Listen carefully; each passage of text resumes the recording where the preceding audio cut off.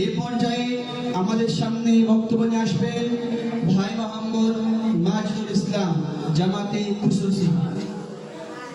পরবর্তী প্রস্তুত থাকবে ভাই মোহাম্মদ রাইয়ান জামাতে ইফসখানা। আসসালামু আলাইকুম ওয়া রাহমাতুল্লাহি ওয়া বারাকাতুহু।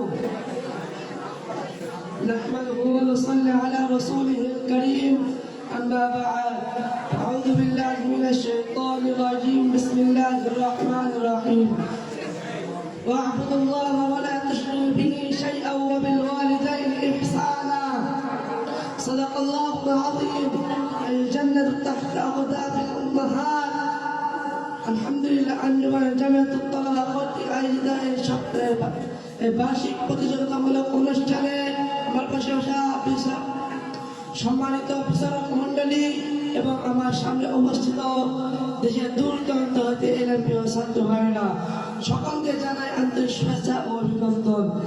এবার আঞ্জুমানের বার্ষিক প্রতিযোগিতা অনুষ্ঠানে ক নম্বর গ্রুপে আমার উপর যে বিষয় নির্ধারিত করা হয়েছে তা হলো পিতামাতার খেদমত।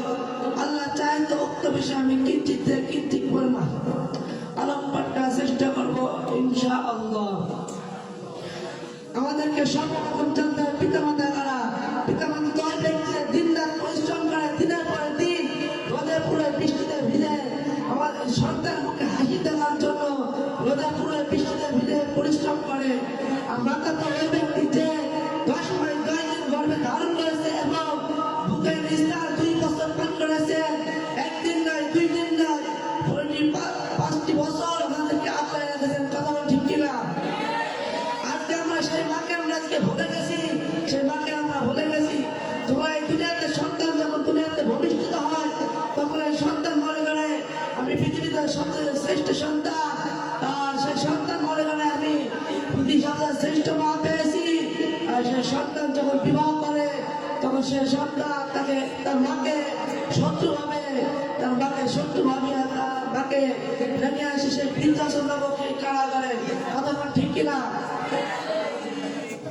আল্লাহ রাব্বুল আলামিন বলেছেন যে ব্যক্তি পিতামাতার যে ব্যক্তি রাসূলুল্লাহ বলেছেন পিতামাতা সন্তুষ্ট মধ্যে আল্লাহ রাব্বুল আলামিন সন্তুষ্ট, অর্থাৎ যে ব্যক্তি পিতামাতাকে সন্তুষ্ট করতে পারে আল্লাহ রাব্বুল আলামিন সন্তুষ্ট হয়ে যাবেন।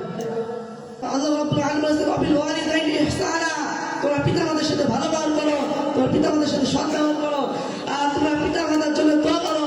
অকুর রব্বির হামহুমা কামা রাব্বায়ানি সগীরা, বলে হে আল্লাহ তুমি আমার পিতামাতার সাথে আমার পিতামাতার উপর রহমত করো, আর পিতামাতাকে ভালো রাখো। যখন দুনিয়াতে সন্তান ভূমিষ্ঠ হয়েছিল তখন বলছিলেন শক্তিহীন, তখন আমাদেরকে কঠোর পরিশ্রম করে আমাদেরকে হাঁটা শিখিয়েছেন, খাওয়া শিখিয়েছেন, আমাদেরকে সমস্ত কাজ শিখিয়েছেন। আর সেই পিতামাতা যখন বৃদ্ধ হয়ে যায়, সকল অসুখে আক্রান্ত হয়ে যায়, তখন সেখন আমরা পিতামাতাকে ভুলে যাই, সেই পিতামাতাকে আমরা ভুলে যাই আর পিতামাতার সাথে খারাপ আচরণ করি আমরা। তখন রাসূলুল্লাহ বলেছেন আল জান্নাতু তাহতা আকদাবিল উম্মাহাত, যে জান্নাত মায়ের পদতলে। জান্নাত আমরা কেমনে হাসিল করবো? পিতামাতার সাথে খারাপ আচরণ করে আমরা জান্নাত হাসিল করতে পারবো। কথা ঠিক কিনা? পিতামাতার সাথে আমরা খারাপ আচরণ করে জান্নাত হাসিল করতে পারবো না। আমাদেরকে পিতামাতার সাথে সৎ আচরণ করতে হবে, পিতামাতার সাথে ভালো ব্যবহার করতে হবে। আল্লাহ বলেছেন যে ব্যক্তি পিতামাতার দিকে নেক নজরে একবার তাকাবে আল্লাহ রাব্বুল আলামিন তার আমলনামায় একটি কবুল হলে সব দান করে। সকল বলে সুবহানাল্লাহ।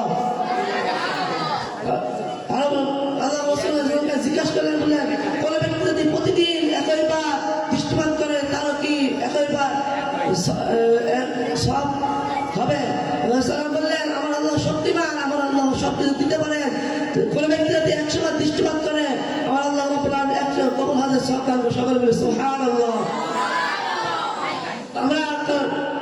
আমরা কেউ পিতামাতার সাথে খারাপ আচরণ করবো না, আমরা পিতামাতার সাথে খারাপ আচরণ করবো না। পিতামাতার কোন জিনিসটা প্রয়োজন আমরা তা আগে রেখে দেবো। পিতামাতা সুস্থ হয়ে যাবে তাদের সেবা করা, তাদের সাথে ভালো আচরণ করা। এই বলে আমার সংক্ষিপ্ত বক্তব্য শেষ করছি। আলহামদুলিল্লাহ রাব্বিল আলামিন। আমি যা বললাম সম্ভবত আমাকে এবং আপনাদেরকে আমল করার তৌফিক দান করুন। আলহামদুলিল্লাহ রাব্বিল আলামিন। আসসালামু আলাইকুম ওয়া রাহমাতুল্লাহি ওয়া বারাকাতুহু।